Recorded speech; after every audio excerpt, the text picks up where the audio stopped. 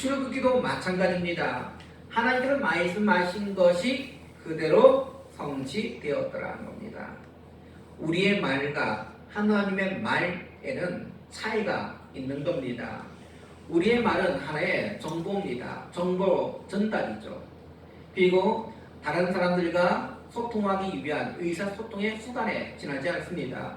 그러나 하나님의 말씀은 성취하는 말씀이고 그리고 만들어가는 말씀인 줄로 믿으시기를 바랍니다. 특별히 이 출애굽기는 우리가 2년 전에 성경을 통해서 출애굽기는 하나님의 백성을 만들어가는 그런 책이다라고 말씀드렸습니다. 하나님의 백성, 거룩한 백성을 만들어가는.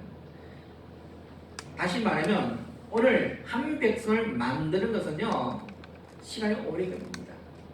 천지창조는 하나님께서 어찌 보면 말씀대로 그냥 했더니 성취가 되었습니다. 빛이 있어라 빛이 있어요.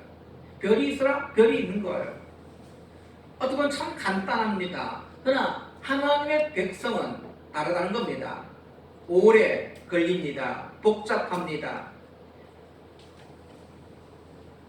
어찌 보면 이 백성은 하나님께서 이미 창세기에 아브라함에게 말씀하셨던 그 하늘의 별과 같이 바다의 모래와 같이 그 숫자가 많아질 것이라는 예언을 하셨습니다.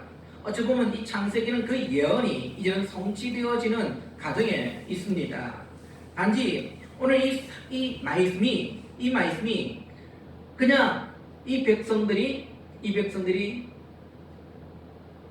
숫자가 많아졌기 때문에 하나님의 백성이 되는 것은 절대 아니라는 사실을 우리는 기억해야 합니다.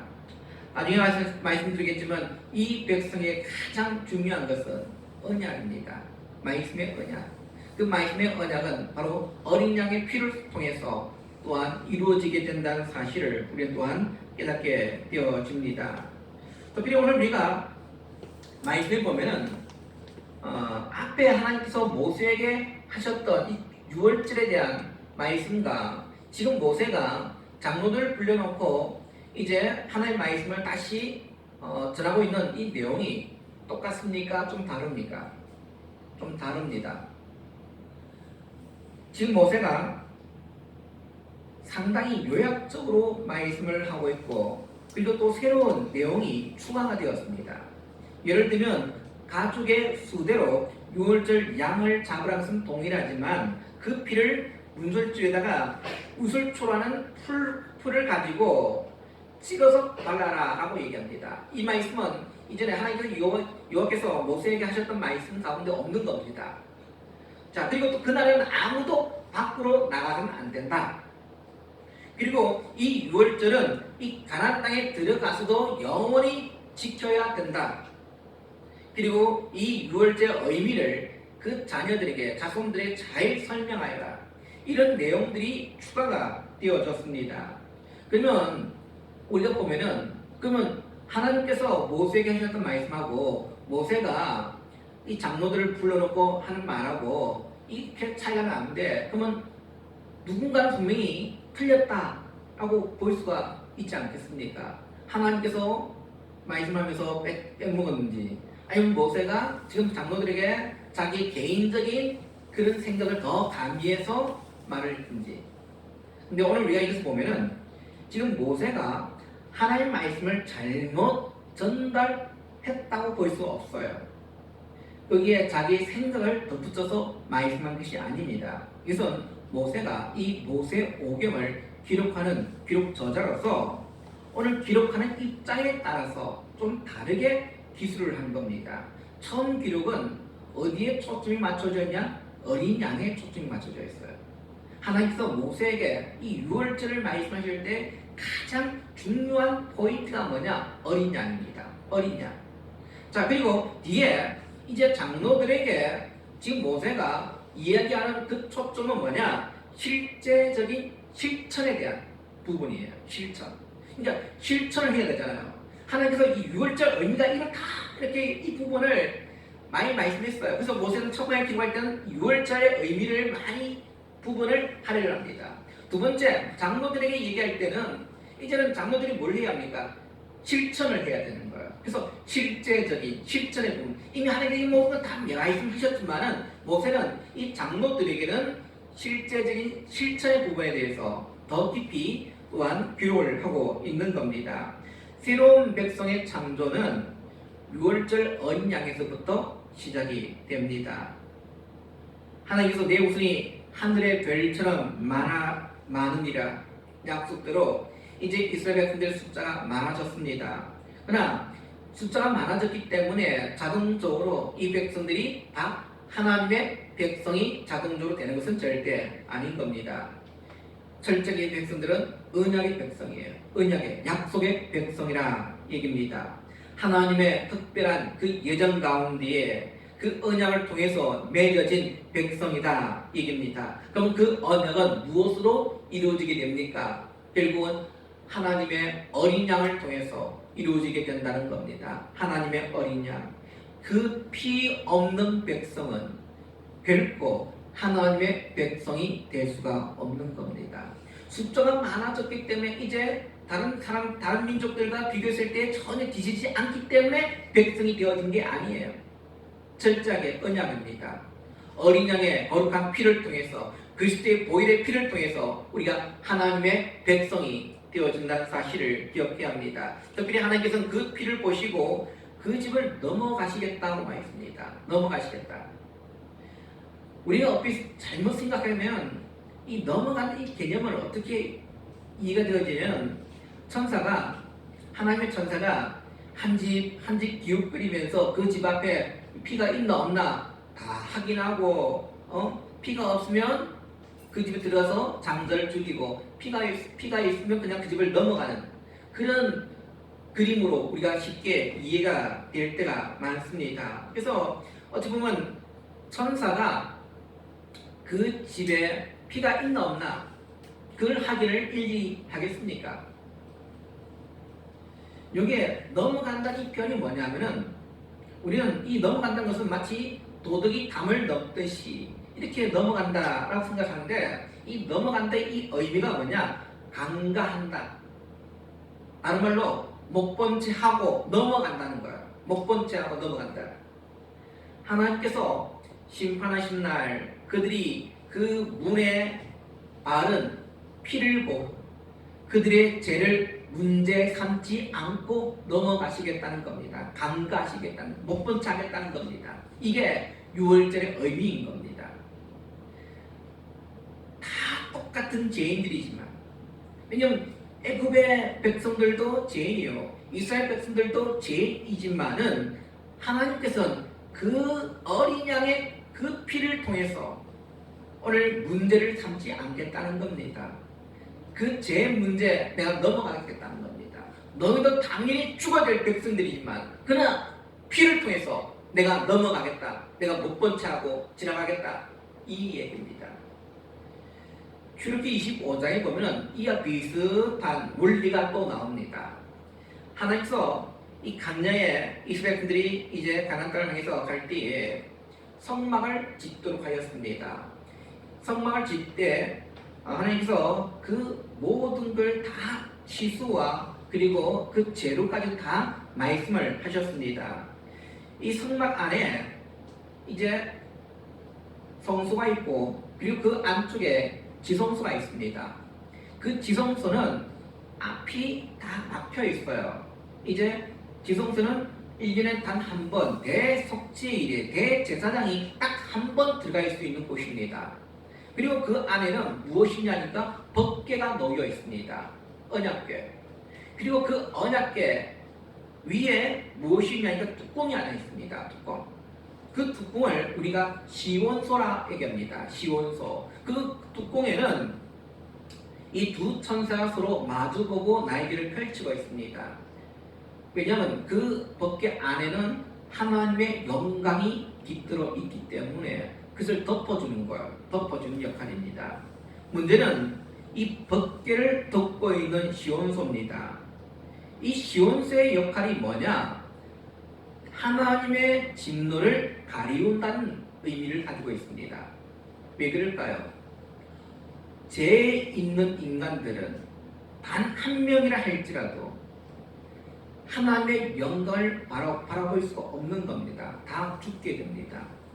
우리는 죄인들입니다. 죄인들은 결코 하나님의 영광을 볼 수가 없어요. 그래서 그 의미로 시온소란 이 뚜껑을 가지고 덮어주고 있는 겁니다. 그래서 대제사장이 1년에 단 한 번 그곳에 들어가서 그 백성들의 죄를 하나님께 용서를 구할 수 있을 수가 있는 겁니다. 만약에 시온소가 없으면 대제사장도 결국 죽게 되는 겁니다. 죽게 되는 거예요. 다시 말하면 하나님의 진노를 가리운다는 겁니다. 우리가 하나님 앞에 추악한 죄인임에도 불구하고 애굽 사람들처럼 진멸당하지 않고 살아남을 수 있는 이유가 뭡니까? 그것은 우리의 죄를 덮고 있는 은혜가 있기 때문에. 우리는 똑같은 죄인들입니다. 죽어 마땅합니다. 멸망당해야 합니다. 그럼에도 불구하고 망하지 않는 이유는 바로 하나님의 은혜가 우리를 덮고 있기 때문에, 은혜를 덮고 있기 때문에. 마치 예수 그리스도의 보혈의 피를 통해서 하나님께서 우리가 죄인이지만 그냥 그 죄를 보시지 않겠다는 겁니다. 넘어가겠다는 겁니다. 이 백성들이 진멸되지 않는 이유는 바로 그겁니다. 하나님의 진노를 그 보배로운 피가 덮어주기 때문에. 아마 모세 당시 이스라엘 백성들이 이 세상 가장 무서운 것이 무엇이냐라고 묻는다면은 이 백성 무엇이라 답하겠습니까? 아마 바로 왕이라 답을 하지 않겠습니까? 지금 그들을 엄청나게 압제하고 핍박하고 하루에도 목줄을 잡고 힘들고 있는 그 바로 왕이 가장 무서운 존재 될 것입니다. 그러나 어린 양의 피는 그 바로의 진노에서 그들을 구원하기 위해서 그들이 바른 게 아니에요. 바로의 진노보다 더 무서운 것이 무엇입니까? 하나님의 진노인 겁니다. 하나님의 진노. 하나님의 진노로 인하여서 그들이 어린 양의 피를 문지방에, 임방에 바른 겁니다. 다른 이유가 없어요. 바로의 진노, 하나님도 그 진노를 그냥 멸할 수 있습니다. 그러나 하나님의 그 진노는 멸할 수 없는 거예요. 오직 어린 양의 피를 통해서만 그 진노를 묵과하고 그냥 지나칠 수 있는 겁니다. 오늘 우리에게 가장 이 세상에서 두려운 것이 무엇이냐라고 만약에 묻는다면 여러분들 무엇이라고 답을 하시겠습니까? 요즘 코로나19 시대니까 어떤 분들은 코로나 가장 무서워요. 왜냐면 지금 보니까 이제 읍에까지 올라온 것 같아요. 읍에까지. 그전에는 다 삼천포에만 있었는데 지금 이제 보니까 읍까지 이제 사람들이 올라왔습니다. 확진자들이. 아마 우리 주변에도 보면은 이 코로나가 무섭다라고 답을 하시는 분도 있을 것이고, 어떤 분들은 가진 게 없기 때문에 돈 없는 거 그게 가장 무서워요. 어떤 분들은 이제 내가 건강하지 못해서 건강이 여의치 못한 거 그게 무서워요. 아니면 죽음이 무서워요. 기타 이런 여러 가지가 아마 우리의 삶 가운데 무서운 존재들이 분명히 있을 것입니다. 그러나 우리가 가장 두려워하고 그리고 무서워할 것이 있습니다. 그것은 거룩하신 하나님의 진노인 겁니다. 하나님의 진노. 이것보다 더 무서운 것은 없어요. 왜요? 하나님의 진노로 인하여서 어떤 이들은 지옥에 영원토록 가는 사람들이 생기게 된다는 거예요. 하나님의 진노 때문에. 그러나 어떤 사람들은 그 하나님의 진노가 있지만은 그냥 그 진노를 그리스도의 보혈의 피로 덮어지기 때문에 멸망되는 것이 아니라 하나님의 은혜의 천국으로 입성되어지는 그런 자도 있다는 겁니다. 오늘 우리에게 가장 필요한 것은 그리스도의 보혈의 피입니다. 그리스도의 보혈의 피. 그 보혈의 피가 오늘 우리 가운데 머리부터 발끝까지 부어지는 그런 역사가 우리 가운데 있기를 간절히 바랍니다. 우리 진정 하나님의 백성이라면 이런 하나님을 알고 있느냐? 하나님의 그 두려운 심판이 우리 앞에 놓여 있음을 우리가 깨달을 수 있는 그 믿음의 성도들이 되어지기를 바랍니다. 특히 목사님 이스라엘 백성들에게 한 사람도 문 밖으로 나가지 말라라고 명령합니다. 물론 이 백성들이 지금 어수선할 때에 밖에 나가가지고 죽음의 천사가 이 밖에 돌아다니는 사람들 가운데에 애국 사람, 이스라엘 사람 몰라가지고 제대로 구별을 못해가지고 혹시나 죽을까 봐서 모세가 그런 명령을 했겠습니까? 아닙니다. 오늘 하나님의 천사는 이 사람이 애국인인지 아니면 히브리인인지 전혀 구분하지 못해서 그럴까요? 꼭 집 안에 있어야 한다는 이 말은 뭐냐? 철저하게 구별하라는 겁니다. 구별하라. 세상과 구별되어진 삶. 오늘 이것을 우리에게 요구하고 있습니다. 적어도 하나님의 백성이라면 세상과 철저하게 구별되어지기를 간절히 바랍니다. 어떤 때는 세상이 좀 유리할 것 같으니까 세상 쪽으로 발을 뻗쳐놓고, 어떤 때는 하나님 축복이 좀 유리할 것 같으니까 그쪽에 발을 뻗어놓는 그런 자들이 아니라 우리는 세상과 철저하게 구별되어야 합니다. 히브리인 것처럼 애굽인 것처럼 행사하는 것이 아니라 철저하게 우리는 거룩한 백성으로서 남기를 간절히 원합니다. 분명한 구별이 있어야 합니다. 오늘 또한 말씀을 보면 29절 말씀 보니까 하나님이 드디어 말씀하신 대로 애굽에 큰 재앙을 내리십니다. 어찌 보면 모두 다 설마 했는데 그 말씀이 그대로 성취가 되어집니다. 특별히 이 애굽 땅에 말씀하신 이 재앙은 애굽에 처음 난 것, 바로의 장자로부터 그리고 감옥에 있는 죄수들의 장자, 노예들 이르기까지 심지어 짐승의 처음 난 것까지 다 죽임을 당하게 됩니다. 바로가 모세와 대결한 이 바로의 이름이 아멘호텝이란 인물입니다. 아멘호텝. 그리고 이제 그 다음 왕이 두두모세 4세란 인물입니다. 근데 기록에 보니까 이 두두모세 4세는 이 아멘호텝의 장자가 아닙니다. 장자가 아니에요. 다시 말하면 장자는 다 죽어버렸잖아요. 장자는. 그러니까 이 두두모세 4세는 장자가 아닌 차자나 아니면 다른 양자 그렇게 학자들이 지금 보고 있습니다. 왜냐하면 두두모세 4세의 비석에 보면 어떤 말이 있냐니까 그가 왕자였을 때에 태양신이 자기에게 왕위를 약속했다라는 기록이 있습니다. 대개 왕위는 누가 물러갔습니까? 장자가 물러갔습니다. 근데 자기는 장자가 아닌데 왕자 때 태양신이 자기를 왕위가 너에게 주어질 것이다 라고 이렇게 예언했다는 겁니다. 그걸 이제 자기 비석에다가 새겨놓은 거예요. 그건 다시 말하면 그는 장자가 아니란 겁니다. 당시에 우리가 애굽을 한번 상상해 봅시다. 과거에 우리 집안의 사람이 이제 돌아가시게 되어지면 어떻게 합니까? 대문에다 뭘 걸어놓습니까? 등불을 달아놓습니다. 문상객들이 찾아올 수 있도록 문 밖에다가 무뭐라고 상가 이렇게 한자로 적어놨습니다. 그러면 사람들이 그 집에 초상이 났구나 하고 이제 동네 분들이 들려보게 됩니다. 요즘에 다 우리가 장례식장에서 보통 하지 않습니까? 제가 마산에 부격자 할 때 이제 12월 달에 부격자 수련을 하는데 그때 때마침 또 전라도 쪽에서 초상이 났습니다.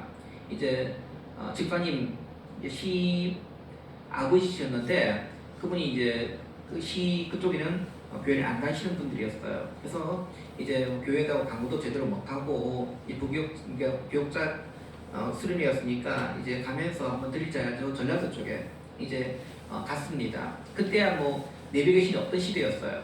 근데 이제 어찌어찌 해가지고 그 이제 집을 찾아갔습니다. 그 동네 찾아갔어요. 동네를 찾아갔는데 집을 또 찾아야 되잖아요. 집을 찾아야 되는데 근데 시골집은 상관은 그 초상이 나면 찾기 쉽습니다. 왜냐면 제일 밝은 집을 찾으면 돼요. 제일 밝은 집. 아니 그러니까 그냥 이제 시골이라서 그냥 집에서 이제 장례식을 하는 거예요. 그래서 집도 마당에 사람들이 뭐 우리 보면 이제 천막 쳐놓고 것처럼 그렇게 해요. 하고 그리고 입구에 등 달고 사람들이 뿌쩍뿌쩍거리고 그렇게 해요. 그래서 찾기가 참 쉬웠어요. 왜냐면 그 동네에 초장난 집을 찾으면 되니까. 근데 애굽을 한번 생각합시다. 애굽에 만약에 애굽도 우리나라 문화 같이 밖에다가 어떤 상이 났다는 표시를 했다라고 합시다. 그러면 집집마다 그 등 표시가 없는 집이 없다는 거. 모든 집들이 전체가 다 빨간 등을 달아놓고 우리의 지금 누가 죽었어요. 다 표시를 내고 있다는 겁니다. 이 집에도 없고 저 집에도 없고 한 집도 예외가 없이 다 등이 달려있다. 심지어 짐승들까지 첫 새끼가 죽음을 통해서 같이 슬퍼할 수 있는 그런 겨를도 없다는 겁니다. 맏아들이 이런 슬픔을 한번 생각해 보십시오. 얼마나 슬프겠습니까? 다른 여러 아들 가운데 가족 첫째가 죽었다. 근데 여러분들 우리 하나님의 심정이 바로 그겁니다. 하나님의 진노와 슬픔은 이 맏아들을 잃은 슬픔이었어요. 인간들의 죄가 결국은 하나님의 아들을 잃게 했다는 사실. 왜냐? 인간의 죄를 치유하기 위해서는, 인간의 죄를 내가 이제 묻지 않고 그들 구하기 위해서는 아들이 희생되어야 되는 거예요. 아들이. 예수 그리스도께서 십자의 죽으심을 통해서 우리의 모든 죄가 사함을 입었다는 사실이죠. 하나님은 그 아픔을 오늘 이 출애굽을 통해서 이미 절실하게 지금 느끼고 있는 거예요. 사랑하는 믿음의 성도들, 우리는 하나님의 그 아픔을 오늘 우리도 함께 느끼기를 원합니다. 하나님께서 왜 이렇게 자신의 아들을 희생시키지 않는지, 우리를 위해서 십자가에 내어 달리게 하셨습니다. 그 이유는 바로 우리의 죄 때문이에요. 죄를 용서하기 위해서는 자신의 가장 사랑하는 아들이 죽어야만 하기 때문에. 오늘 우리는 그런 하나님의 은혜의 사랑을 우리는 잊고 있습니다. 특별히 지금 이스라엘 백성들이 36절을 보니까 여호와께서 애굽 사람들에게 이스라엘 백성들에게 은혜를 입히게 하였다 했습니다. 이 말은 무슨 말이냐니까 애굽인들에게 이스라엘 자손이 엄청나게 위대해 보였다는 겁니다. 위대해 보였다. 그래서 이스라엘 백성들이 금은 폐물을 달라는 대로 다 주었다는 거예요. 왜요? 위대해 보이기 때문에. 거절할 수 없는. 우리가 볼 때 하나님 지금 이 집들을 찾아가가지고 위로를 해줘도 다 위로가 안 되는데 어찌 이런 집들 가가지고 장자가 죽어 있는 그 집들 찾아가가지고 응급폐물을 달라는 것이 말이 됩니까? 근데 말이 되는 거예요. 우리 같은 지금 우리 집에 사정이 어떤데 지금 우리 집에 애가 죽었어요. 우리 집에 가장 기둥 같은 장자가 죽었어요.